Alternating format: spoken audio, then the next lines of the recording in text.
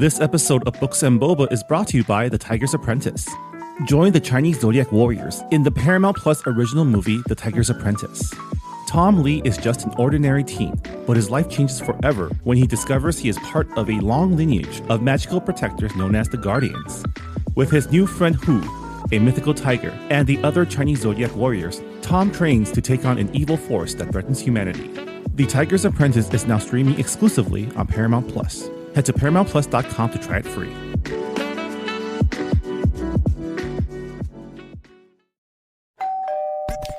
You're listening to Whoa! Potluck.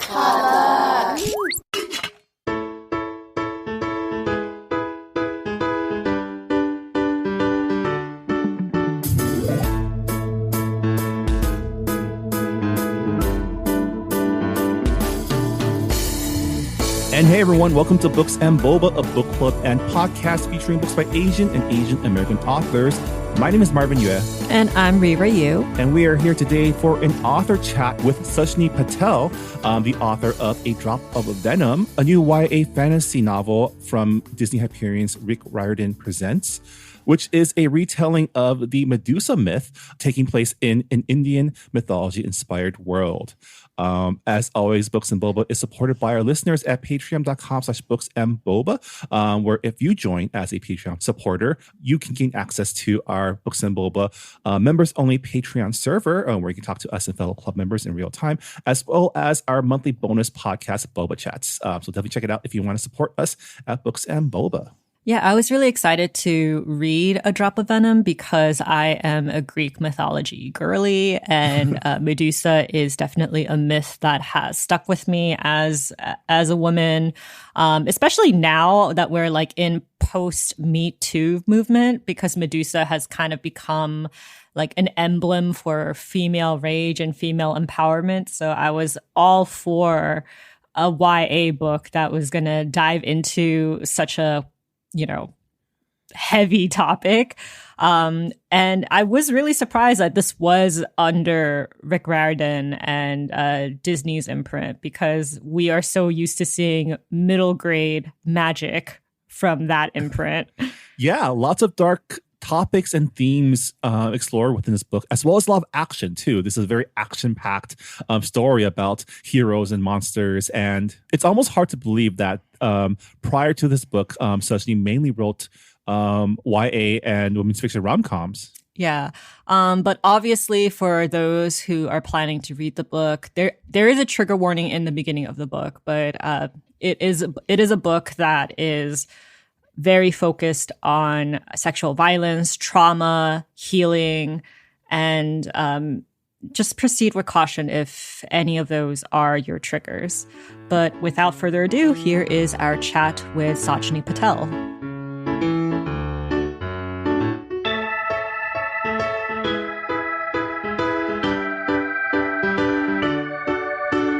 And we're here with Sajni Patel, an award-winning author of women's fiction and young adult books, including The Trouble with Hating You, Isha, Unscripted, Sleeping in Dubai, and most recently, A Drop of Venom. Welcome to the show, Sajni. Thank you. Thank you guys so much for having me. I wanted to ask you, you're calling from Texas, right? No, I'm actually in Hawaii. We just had an earthquake here. Oh, wow. Same. We actually just had an earthquake ourselves, like a couple minutes ago, actually, before getting on this call. Oh, no. Where are you guys at? We're in LA. Yeah. Oh, okay. Yeah. Okay. So we had a lot of rain, and now we're back to our original programming of earthquakes and sunny days. So lovely. I took the earthquake as a sign of this conversation going really well. So there's that.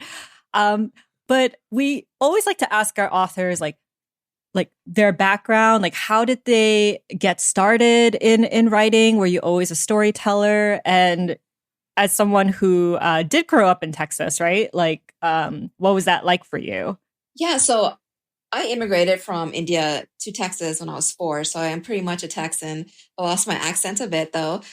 And the entire time of growing up, I was really into reading. I was really into Marvel comics, and Stephen King at an early age. And I started writing when I was 10 years old, short stories, and then I moved into poetry. I wrote my first novels, which were really bad in high school. And my family, I feel like just being Indian and being an immigrant I was really pushed into something medical. That's just what my family and I had decided for a long time. So I stopped writing for a while, and then I returned to it because just felt like a part of my soul was missing. That's how crucial writing is for me. It's very therapeutic, and it's just part of my life. And it took a long time for me to get published. It took a long time for me to understand craft and writing and just honing all of those skills. So I ended up with an agent about 10 years into seriously pursuing writing. With my current agent right now, she's fabulous. She signed me on a YA called The Knockouts. And then The Trouble with Hating You actually ended up being published first. And that was only in 2020. So I can't believe it's only been just under 4 years since my debut came out. And A Drop of Venom is my 7th book, which released a few weeks ago in January. Yeah, 7 books that's quite a catalog you're building up. I'm curious to know more about the period between writing a novel in high school and picking it back up. What were you doing in between there, and what brought you back to writing? I was in college. Like, I went to the University of Texas. I did the whole college thing. I got married, and I just started. I don't quite remember exactly what pushed me back into writing, but I did feel like a part of me was missing, and it was this creative part of me that I had severed for several years. And so that really pushed me into discovering my creative side again. And once I started writing, the stories just flowed and it wouldn't stop. And it was shortly after I got back into writing that I considered trying to get published. So I went the route of trying to get an agent, trying to get traditionally published. And, this was years ago. So I didn't really understand the concept of self-publishing. So I was really trying the traditional route, which ended up working for me, even though it took a while. You were a pandemic author then, if your first book, Trouble with Hating You, came out in 2020. And that's not a scenario that a lot of debut authors see themselves being in. So how was that experience for you? The experience wasn't totally bad. It wasn't all negative because, being a debut author, one of the cool things about being a debut author is that we formed a little group for the debut authors of that year, both for adults and YA. So I was able to gain the experience of other authors in that pandemic year because, my book released maybe 2 to 4 months after the pandemic began here in the States. And other authors had it way worse than I did. So I feel like I kind of just cruised by. The Trouble with Hating You received, I think, good support considering the landscape of the world and publishing at that time. And one of the cool things that happened, because at that time I was living in Texas, what Austin decided to do, because Austin has a great literary scene, they decided to take all those debut authors in Texas and put them into this thing called the Mayor's Book Club, which usually the Mayor's Book Club picks one book to highlight every year. But that year they highlighted all the debut authors. So I got a good bit of exposure then. I got really good support through Austin and through this the Mayor's Book Club. And I ended up being recognized in some literary magazines, in Austin and some other places. So it wasn't half bad, considering what could have happened and considering what had happened to other authors. Yeah, that's really cool that your town had that support for debut authors and authors who are coming out with books during the pandemic. But switching gears, can you tell our readers briefly about A Drop of Venom? Yeah, so A Drop of Venom is my first fantasy. It's young adult. It is basically a retelling of Medusa, but with a feminist twist and set in an Indian-inspired world. So it follows an anachronistic dual point of views. It follows Manisha, who goes through some of the things that Medusa has gone through in her mythology. And then we have Perseus, who is the slayer sent to kill Medusa / Manisha. And it's told in alternate timelines. The way that I set it up was you see what's happening in real time with Manisha as a victim of sexual assault. And then you see how the narrative changes on the other side. Yeah, I couldn't help but notice that all your past works, like we mentioned, have been either YA or women's fiction rom-coms. So curious to what led you to want to write a fantasy novel. And also because this book was published by Rick Riordan Presents, which is an imprint that kind of specializes in stories that remix cultures and mythologies. Was this retelling of Medusa with Indian mythology something you had in your back pocket? Or, yeah, what led you to write this fantasy novel? So fantasy has always been my first love. I grew up on X-Men and Marvel Comics and Stephen King, so I have that background of darker things and really fantastical things. So I've always had fantasy in my blood. And I think I just kind of fell into the romance genre by accident. It wasn't something I intended. It was, the book that got picked up by my agent and publisher. And I kind of worked in that bubble for a bit. And when I had this idea, because Medusa's story has always stuck with me, especially how her narrative changed and how the victim became the villain. She became the monster because of who told the story. So Medusa's story had always been in the background. And when I think of some of Indian, of Hindu lore, I realized that these two aspects really fit together. And there were some things that really triggered the story. And I ran it by my agent. I told her, this is something that I'm very passionate about. Let's go with the story. And she was very on board. I was kind of surprised. I was expecting her to say, let's keep with the romance genre, let's build your brand kind of a thing. But it's like, okay, 6 books in, I have a brand for romance. Let's get into something I think that is a really important story to tell. And when we submitted to Disney, we didn't realize, or at least I didn't realize, that Rick Riordan Presents had moved into the YA fields. It was all middle grade. So it was just kind of a turn of events that landed the book into Rick's hands, which I was really excited about. I'm still excited about. Like, I still can't believe that Rick Riordan has read my book and loves it. So yeah, I mean, Medusa, it seems to be a tale that sticks with a lot of young girls and women. I think, like you said, it's a story that changes depending on who tells the story. And I'm just curious as to, like, you said you were triggered to write the book. What were some of the triggers?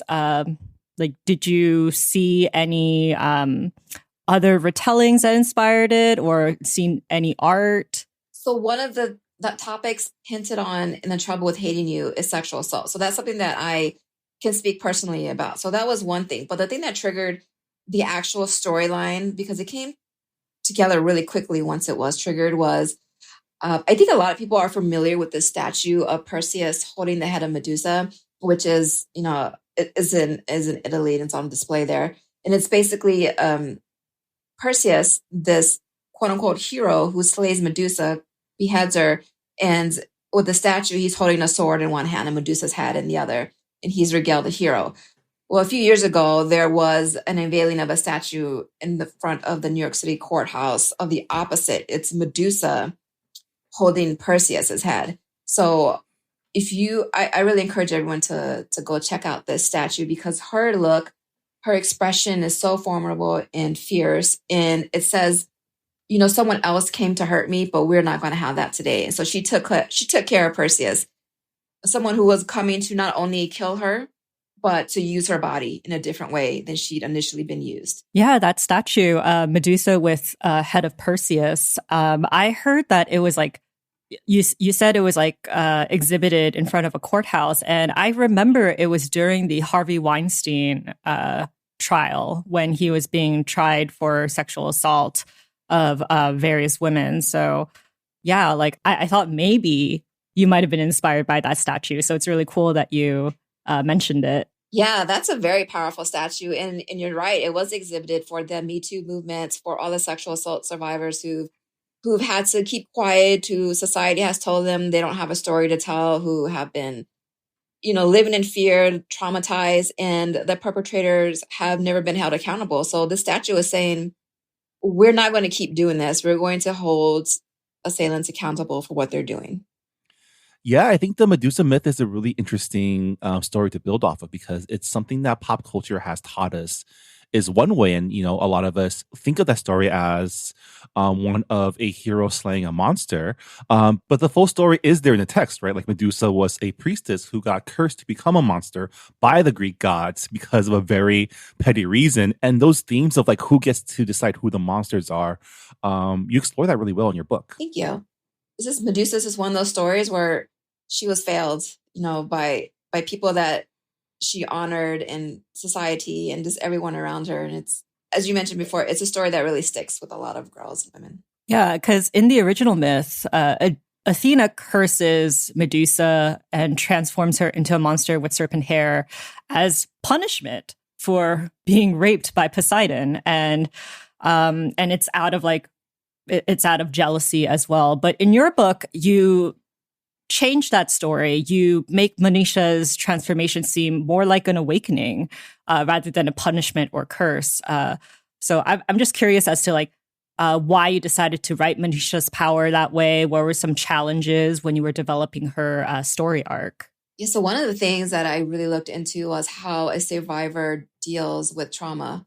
And for Manisha, the way that she's dealing with trauma is she's trying to understand what happened and how it doesn't lessen her as a person. Because in the book, just like in society, she's taught that women who are touched are defiled. Women who are raped because it's their fault. Like, it's their shame to carry. It's their burden to always carry. It is never about the assailant or the person who did this to her. And I wanted her to grow into someone who decided what she's going to do with her power. Because I think if Medusa had more mythology behind her, because she doesn't really have that many lines of mythology, I think if she was given more mythology, she could have been that person that used her power for good or tried to do something with the power that she was given instead of just seeing it as a curse. In A Drop of Venom, let me step back for a second.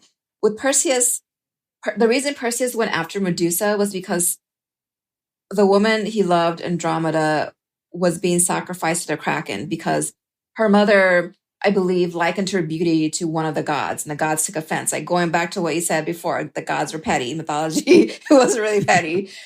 And so they're like, okay, you can't just say your daughter is as beautiful as a god. So now you have to sacrifice her to save your town. So sacrifice her to the Kraken. And Perseus was given some gifts. One of the gifts, a shield, so that he could find Medusa without looking at her, was actually given to him by Athena. And Athena was the one who cursed Medusa, right? So he went after Medusa and killed her so that he could use her head to turn the Kraken into stone and save Andromeda. And I wondered, Perseus, what if he had just asked Medusa? Like, what if he had just found her and said, you are a woman who was hurt by a man, was hurt by society, but you have an incredible power. Would you be willing to help me defeat this monster to save another woman?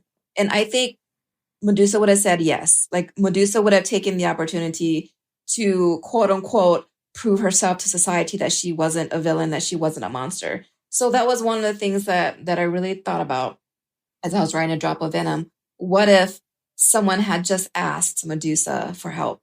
And the whole story would have changed.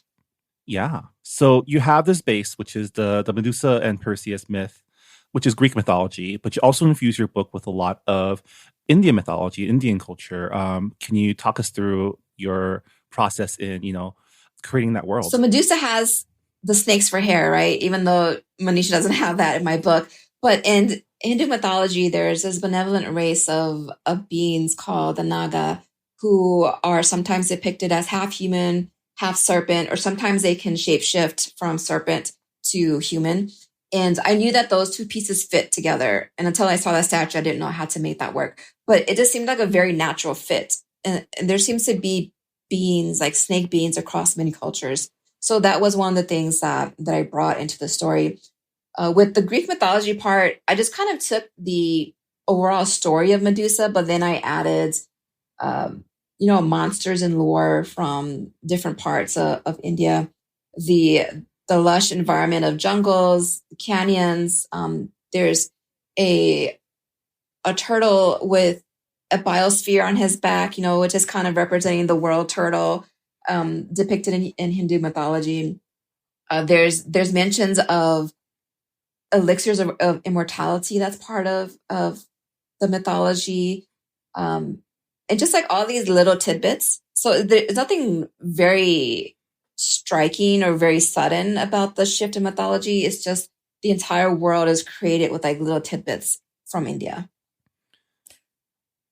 Yeah, when this book was pitched to me, I thought it was so cool that we were seeing a Greek mythology tale that's like very familiar with the mainstream audience being told from an Indian mythology lens. And it just like made me question, why is it that we are so knowledgeable when it comes to Greek myths and not our own folk tales and legends? Was that something that, I mean, now that I know that you immigrated from India, was mythology something that you grew up with? Yeah, mythology was something that I grew up with, mainly because there were these epics, like 12-part movies that we would watch as kids based off of the epics. And it's like, oh, it's really cool. And yeah, those little bits always hung with me. And then there were movies based on the Naga and Bollywood and all that stuff. So these are things that stuck with me. But again, like living in the Western world, we are also familiar with these stories because these are the stories that keep circulating, right? In middle school, I took Latin as my foreign language class, and I was part of the Latin team. And we went to Latin decathlons where we competed in Latin. So in mythology was a place that I always excelled in. So that's where for me, that's where the Greek mythology part really grew on me. And yeah, just growing up in different cultures, just seeing the similarities between Greek and Hindu mythologies has always been there. I just never really thought much about it. Yeah, I mean, you said there are similarities. You have like Nagans who are, half serpent, half people. You also have like mermaid creatures in Indian mythology.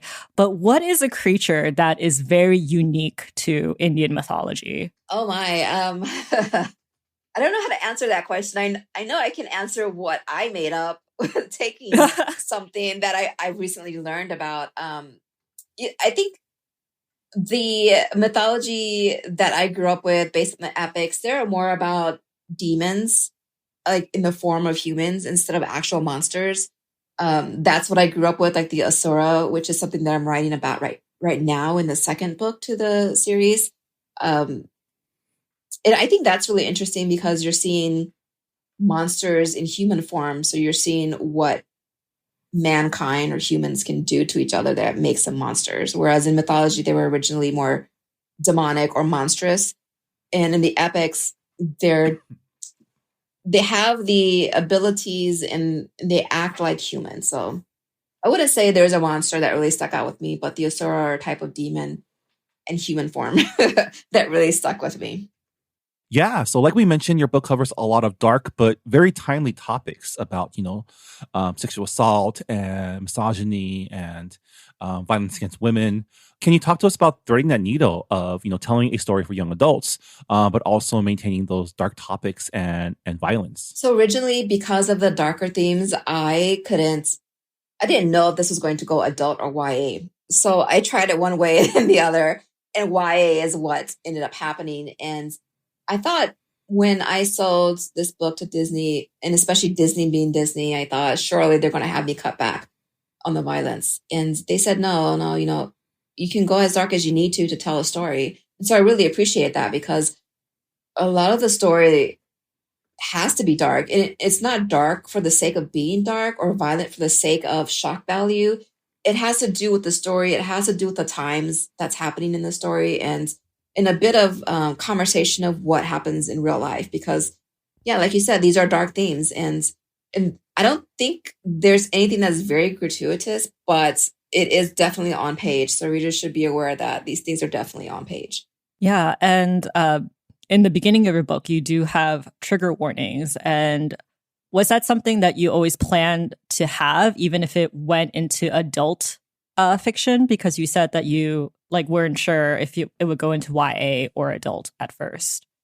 Yes, I was definitely plan on having the trigger warning. I had trigger warnings actually for The Trouble with Hating You, which is, an adult rom-com, but it does deal with sexual assault. And I've had trigger warnings in other adult books because of depression or anxiety, things like that. Because I wanted to make sure that readers are aware of certain things that could trigger anything negative in them before they go into the book. Because I would hate for a reader, one, to be triggered, and then two, uh, to not be able to finish the story or to never pick up any of my books because I didn't warn them. So I think as a reader for myself, I appreciate trigger warnings because I just don't know at any point in my life if there's going to be something that's going to impact me negatively. So I would never want to leave a reader in a negative space. Was there anything that you had to change to tailor it to a younger audience? Like, did you have any trepidations about exploring such a heavy topic like sexual violence and trauma to teen readers? I did have to change that a little bit, as in now I have younger characters. So the way that they deal with things are a bit differently. Things are a bit newer for them. They're not as wise to the world. They don't have as much experience or exposure to the world. So the way that my characters deal with the trauma was something that I had to think more about when I decided to go YA. Whereas if it was adults, I would assume that the characters, because they're older, have been exposed to these type of dark themes a bit more. So that was one of the things. And then Bratish's character, the Slayer, as an adult character, he was more like the Witcher from the show, where he's just kind of hard and gruff and just kind of hates the world. But with the YA version, I did make Bratish a bit more comedic and lighthearted, even though he's dealing with his own trauma. We did mention that your past books have been romances and rom-coms, and in some ways, this book is also kind of like a romance, right? Your two main characters kind of share like a Mr. and Mrs. Smith type of relationship where they both like each other, but both are on actually opposing sides, right? Manisha is a Naga who is considered a monster, and Pratouche is someone who hunts monsters. And the story follows their perspectives, as you mentioned, across different timelines. Both in the present and the past. Just want to ask if you can talk about your process in both the pacing of the story across, different perspectives and timelines, as well as, how you developed the romance. This is the first time I rarely write books in dual point of views anyway, because from the man side, because there's always like in my books, there's a woman and a man, and I just don't know what men think about. So I really had a hard time usually with the male point of view. And this is the first time that I've ever written in an anachronistic timeline. But there wasn't really a lot of hardship in writing this way. It just came naturally. Like that's how the story formed for me, because I knew on Manisha's side, things had to happen from her point of view. But then I also needed to show how the world changes the narrative from Pratish's point of view, which does take place a bit in the future. For him, it's the present. For her, it's the past, until they converge and meet at the end. And to see how these two people have come apart and then are brought back together, but with completely different growth and completely different ideas in their head of what they're expecting to see in each other when they finally meet again. And as far as the romance part of it goes, it wasn't really intended to be much of a romance. Like, I really fought to stay away from anything romantic. I was like, no, I just want to go dark. I want to have battles and fight scenes and just blood and gore. But the romance came in, and I guess some people appreciate that. I mean, we've talked to authors who've had that same experience, saying that they didn't expect these two characters to fall in love, but they just wanted to on the page, so they just let it happen. So yeah, they had chemistry, and the chemistry could not be denied. So it just happens on page.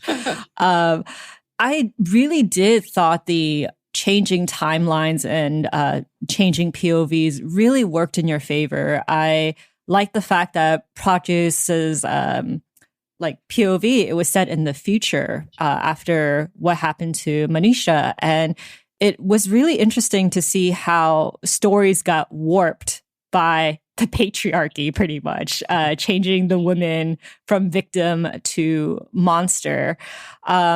Was that always your plan when it came to separating it from like future and past, and changing the story, changing the narrative based on who told it? Yes, it definitely was, because the whole point of the story is to show how the narrative changes depending on who's telling the story. And of course, the patriarchy. And in this world, we have a strong patriarchy that is just really against women in general. And going back to Medusa's story, like, how different is her story if she's the one who told it?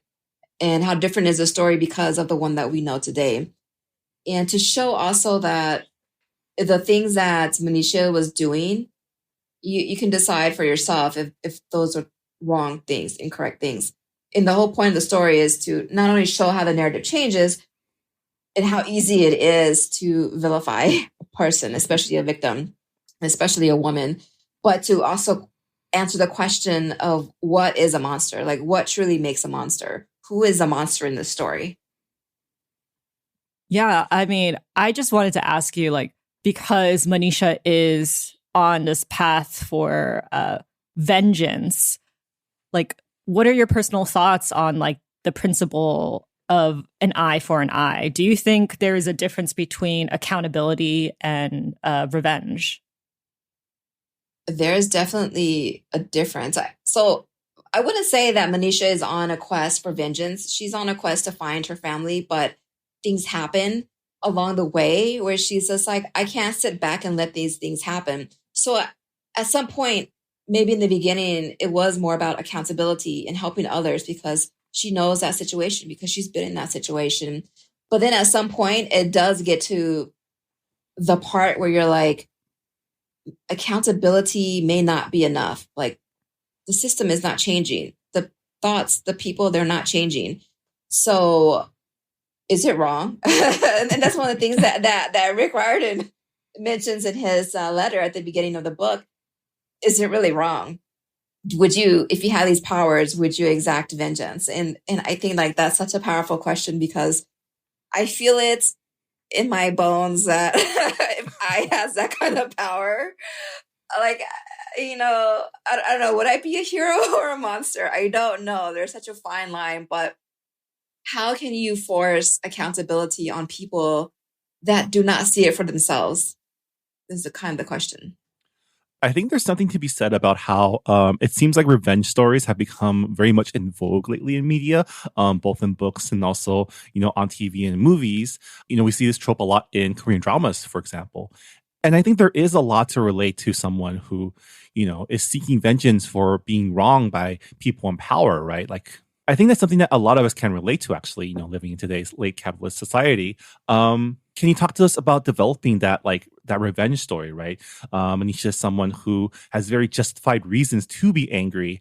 And in the process of pursuing that vengeance, she often ends up doing things that have unintended consequences. Yeah, I did think about the purpose of what her actions entail. Like, especially toward the end, because she has so many moments where she is causing infliction on others. But what is driving her? I didn't want her to just be about vengeance, but the situation that she kept being placed into kind of pushed her, So I don't know. I don't see it as vengeance. I see it as throughout the entire book, she's just defending herself. But then again, that goes back to what makes a monster. And it really is not just about the narrative, but how you see the picture and the pieces. I do like how in your world, there's like different levels of patriarchy. Like when Manisha is at the temple, obviously she is in like the center of patriarchy. They tell her that you need to have a specific voice when it comes to speaking to the patrons there. You have to be obedient, soft-spoken. And then as she ventures further and further from the kingdom, she's seeing the differences in how women are being treated and what types of freedoms that they have. Can you tell us more about the women in your world? Like, I know sisterhood is a recurring theme in your book. Yeah, so that whole thing was not done on purpose. It kind of, when I sat back and realized it, I was like, wow, that's really interesting that this is the way the story unfurled. But the further Manisha gets away from the temple, the more liberated and the more equality we see among the women. which I think is really cool now that I realize that's what happens. But yeah, it's a tale of empires and colonization as as you venture further away from the empire, you realize, oh, like these Western trappings, they weren't always there in like our native cultures. Yeah, exactly. Because her city, the place where she's from, is way outside of these borders, and it's completely different from what the patriarchy looks like in the center where she's from.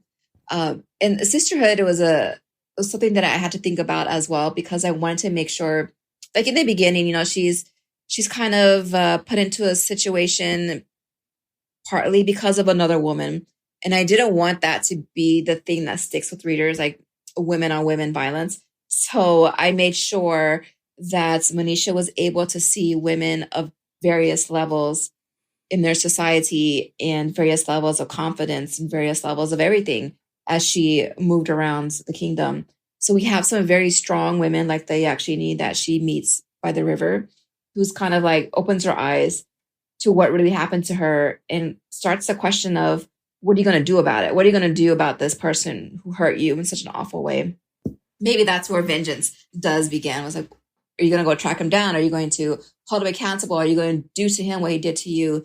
But then there's also women who think a bit more logically about helping each other and helping others. And then there are women, especially in the outskirts of the kingdom, who are warriors riding rhinos, like, pregnant women who are riding rhinos as warriors, protecting their land because they don't have their men anymore.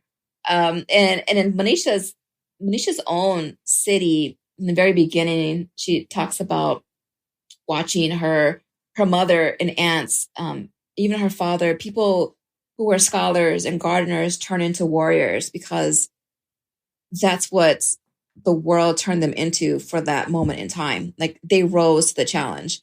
They rose to become something else. And that's like, I think another interesting level to see women, to see what they have been their entire life. Like, for example, her mom, and then now seeing her as a goddess of war because she's out there fighting soldiers, like fighting 3 men at the same time to protect her daughters. Yeah, I think this book easily could have been just told from Manisha's point of view, but I think what makes it interesting is you have Pradyush's POV as well, and he is navigating the patriarchy as well. Can you tell us a little bit about writing from a male POV where the setting is patriarchal and they're like, wait, like there's some toxic masculinity we need to dismantle here? Yeah, so as I mentioned earlier, the writing from the male's point of view is harder for me. So I really had to, from the Manisha side, it's easy because that's what I've experienced in my life. But yeah, just channel that female rage. Yeah, like, well, what would I do? How do I feel? How would I feel if I was in the situation? But for him, I really had to put in examples from his youth of what he's seen as how you should treat women, how you should treat people that you love, how you should just treat other people in general, and how and why that crossed over into his teenage years because he was separated from his family at a young age. So the positive examples he had were taken away from him, but he's clung on to those memories. So I wanted to make sure that he wasn't a byproduct of this patriarchy because he is in the thick of it. He's right next to the king. The king is pushing all these things on him, but he's also realizing that he's being taken advantage of. He's also realizing that there's so many things that are wrong. And I really like the fact that he knows when to step up and to try to intervene. There are parts of the story where he does try to intervene. And there are parts of the story where he wants to intervene, but he can't. And so I think that that's really, interesting from his point of view to know, like, the system is wrong, even though I'm part of that system. But how do we change it? How do we change it indeed in our in our real world? I like your cover is beautiful. Can you tell me a little bit about like what your reaction was to it? Did you have any input on the cover? I know that a lot of authors don't. Yeah, I have been blessed with this cover. I'm looking at it right now, and it's just like it's one of those covers I need to make a poster out of it and put it on my wall because it is absolutely gorgeous. I was given the chance to give ideas to the artist. So I sent over covers that I've liked. I sent over color palettes and some ideas that I had. Like, of course, we needed to have Manisha at the forefront of this cover, and Noni, who is the cobra around her neck. And when they told me who the artist is, which is her name is Khadija, she has done a lot of Rick Riordan's books, especially his newer covers. I like squealed. I was so excited because I know her work and I know that she was going to do an amazing job. And then she sent over sketches, which didn't look like sketches at all. They look like fully formed covers, and I was just blown away. So we made a few tweaks because they asked for my opinion. And, Khadija went with it, and the whole art department actually was very supportive of the entire process.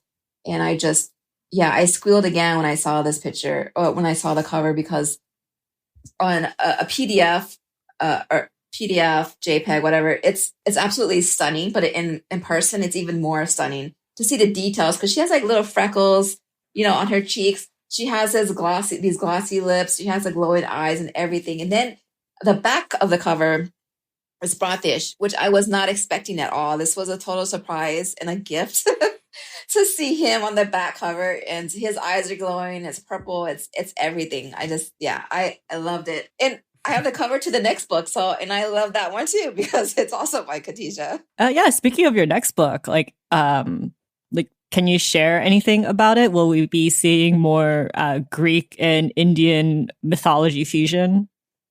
Yeah, I can't say anything concrete about it because I think we're going to do a reveal in the next month or so. I think it does have to do with a different Greek mythology, but with the Indian lore. Like I mentioned Asura earlier, that plays a big theme in the second book. And the ending of the book it tells you who the next book is going to be about. So readers will have to get to the end to see. And I do want to say that it is a correlating timeline. So it is not Manisha's story. It is a sister story. And it's happening at the same time that A Drop of Venom is happening. But I love all the little tidbits of how they cross paths, but they don't really know it. That's quite an ambitious timeline you put for the plotting of your characters. Yeah. I'm really excited to pick up the sequel and figuring out which Greek mythology you decided to adapt. Yeah. I'm really excited too, because I know Hindu mythology also has a lot of epic battles between gods and things. So, lots of things that could be in your next book that I think that's exciting. Thank you. I'm excited to show readers and to share with readers what it's about, and especially the cover. Yeah. Well, I do know that you have another book that's coming out in this year. Can you talk about that? Yeah, so that one is coming out in July 16th, I believe. It's called The Design of Us, which is an adult rom-com. It's a STEM romance about two coworkers who are going after the same promotion, and they end up in Hawaii. And I go figure, we're right down the street from where I live. They end up in this vacation in the same area. One's there for a wedding, one's there visiting family, and it leads to fake dating and destination wedding. And, it's a feel-good story, totally opposite of what you're going to get for the sequel for Drop of Venom. A palate cleanser for sure. Yeah. Well, your book's been out for a few weeks now. How's that been, having your book, out in the world, people reading it? It's been exciting. I really appreciate when readers reach out to me to tell me how much they loved it, or even better, when they tell me how it impacted them, because it's about sexual assault. So many readers, especially in the South Asian community, have told me that they don't really feel seen in that area. And so getting these messages of readers crying or seeing themselves or feeling so connected because of this thread of the story has been the best part. Well, congratulations on your YA fantasy debut. It's a really fun book. We didn't even talk about your action scenes. Your book opens on like kind of in media res in the middle of a giant epic battle. And how was that experience writing like because coming from writing romance fiction to opening your book with like a big battle. Yeah, I envision things very cinematically in my head. Like, how would this look if this was a movie? And how would I describe the scene if I was watching this as a movie, kind of a thing. I'm really, what's the word? Driven, lured, whatever, by emotion. And so I feel the emotion of the battle scenes. I feel like this is what's driving the characters. This is the rage that they feel, or the fear, or the thing that they need to accomplish in the scene, and the emotion of not winning, of losing something. There's definitely a lot of those scenes in the second book where I'm like crying because I'm like, oh my God, this is so sad. Why did this happen? And a lot of the times I don't know that this is going to happen until I write it. So I knew I wanted to open up with a battle scene, but I was kind of expecting a battle against a monster, not necessarily what ended up being the opening scene. But there is a bit more thought that has to go into that for me, because I have to balance out the action with the imagery, with the emotion, with some kind of arc or growth or something else that's happening, because there's so many battle scenes in the story, and also finding different ways to do a battle scene or any type of conflict takes a little bit more thought for me. Yeah. Well, the book starts off with a bang and does not let up until the very end. Sajni, thank you so much for joining us, Books and Boba. And yeah, good luck on the second book. Good luck on your future endeavors. And hopefully we'll see you again on this podcast. Thank you. Thank you again so much for having me. And that was Sajni Patel, the author of A Drop of Venom, which is available now at booksellers everywhere, including, as always, the Books and Boba bookshop. If you head to booksandboba.com and check out our bookstore, your purchases there not only support your local bookstores, but also us here at Books and Boba. So we really appreciate that.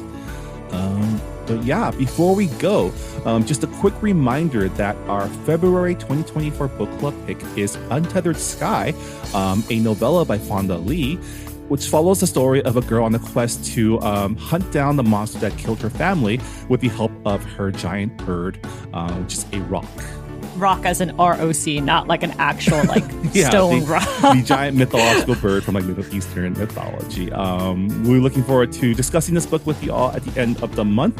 Fonda Lee is one of my favorite writers, especially when it comes to like action-packed fantasy. So excited to get into that. If you've already finished the book and have some thoughts to share, please let us know on either our Goodreads forums or our Discord server. As always, we love to include the thoughts of our members in our podcast discussions whenever possible. Yeah, I mean, join our Patreon Discord because I love sharing book tea with y'all. So yeah, lots going on. Lots going on. All right, well, that'll do it for this episode of Books and Boba. We'll be back next week with our mid-month check-in for February 2024. But until then, thanks for listening, and we'll see you all next time. Bye, everybody. Bye.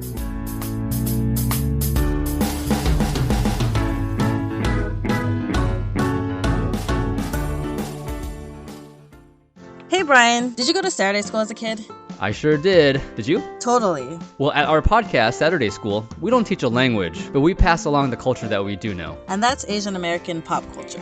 Ada's a journalist, and I'm a professor and film festival programmer. We've watched a lot of great Asian American movies, and we want you to watch them too.